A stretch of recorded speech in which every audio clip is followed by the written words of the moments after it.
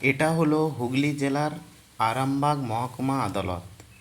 এর এখতিয়ার বা জুরিডিকশন কি, বা আপনারা কিভাবে আসবেন এই আরামবাগ কোর্টে আপনাদের যদি মামলা থাকে। তো আমি আমার ক্লায়েন্টের মামলার জন্য গিয়েছিলাম, মামলায় ভালো রিলিফ পেলাম। এটাই হচ্ছে আরামবাগ কোর্টের ভিতরকার অংশ।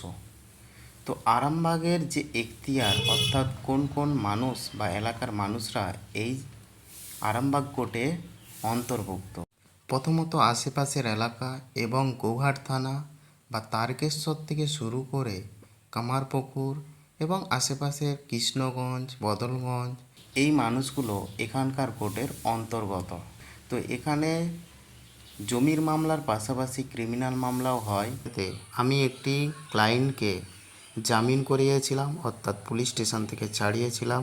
খুবই ভালো লাগলো।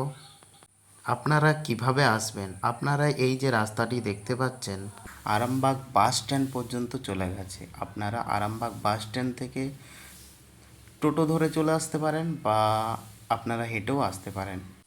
এটাই হলো হুগলি জেলার আরামবাগ মহকুমা আদালত।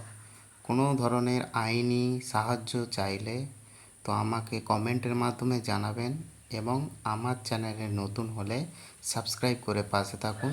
ধন্যবাদ।